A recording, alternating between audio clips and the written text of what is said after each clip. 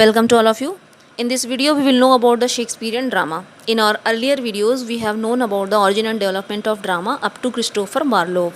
So let us start today's topic, Shakespearean drama.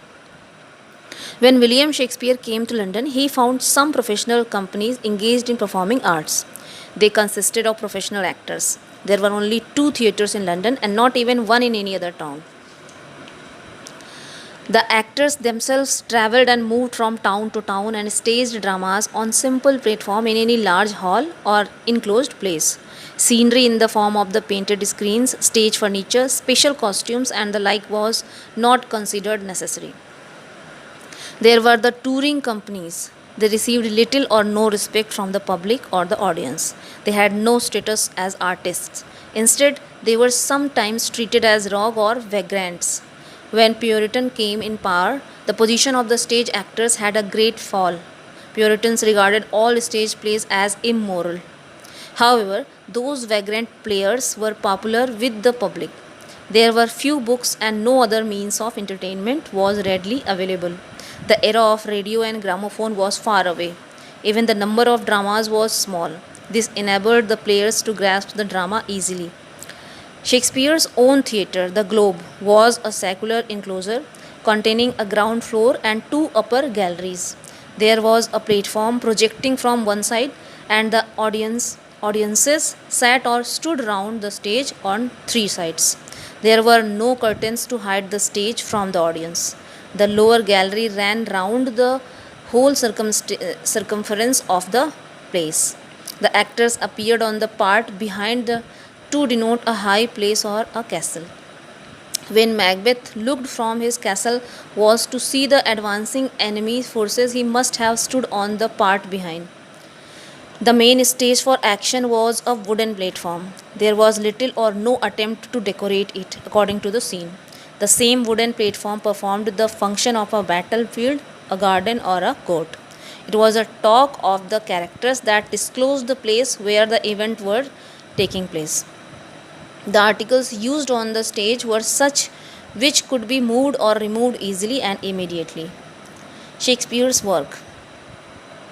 The works of Shakespeare have been divided into 4 periods. It is a broad division and not an exact order in which the plays were written, but definite development of his dramatic powers is obvious from this division. First period, from 1588 to 1593. Dowden calls this period by the name of In the Worship. It is William Shakespeare's period of dramatic apprenticeships. Here the imagination is often excessive, the style immature and affected and characterization weak. Following plays fall under this period. Henry VI, Titus Andronicus, Love's Labour Lost, Two Gentlemen of Verona, The Comedy of Errors, Romeo and Juliet, Richard III, Richard II, and King John. Then second period. It comes between 1594 to 1600. Dowden calls this period by the name In the World. It is period of rapid growth and development. Several romantic comedies were produced during this period. Then it included Midsummer's Night Dream, Much Ado About Nothing, Twelfth Night, and As You Like It. Apart from these 5 historical plays also appeared. These included Henry IV, Part 1 and 2, Henry V. These plays show better plot construction, finer characterization, and a sounder knowledge of the world. Here, the thought, feeling, and expression are in perfect harmony. The verse has a smooth flow, the lyric element is happily fused with the dramatic, and there are passages of great beauty. Then third period. It comes between 1601 to 1608. Dowden terms this period as out of depth. It is a period full of tragic gloom and depression.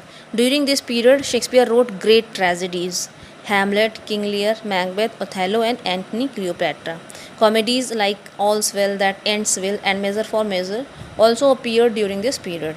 The tragedies are serious, bitter, and cynical. Domestic sorrows are supposed to have been at the root of the tragic view of life that is revealed in the plays of the period. Then fourth period, it falls between 1609 to 1612. Dowden terms this period as On the Heights. It is fortunate that Shakespeare outlived the tragic period and regained the serene calmness of mind. He again returned to comedies. Persica's Cymbeline, The Winter's Tale, and The Tempest are produced during this period. There is a placidity and peaceful serenity. Reconciliation is the keynote of these plays. The thought in these last plays is mature and profound, but the style is often broken, disjointed, and ambiguous. Naturally, some critics note a decline in these plays. Then, Shakespearean comedies. As You Like It is a comedy by William Shakespeare. It is a dramatic adaptation of Lodge's romance Rosaline, but it has made some remarkable addition in it. Two characters, Jax and Touchstone, are very interesting and important. He had made the characters of Touchstone and Forest of Arden immortal. As You Like It is a romantic and pastoral comedy. Throughout the play, Shakespeare contrasts the corrupt and sophisticated life of town and court with the free, fresh, natural life of the greenwood, and this, in its turn, is represented as a survival of good life of antique world in the golden age, of which no trace is left in court and city.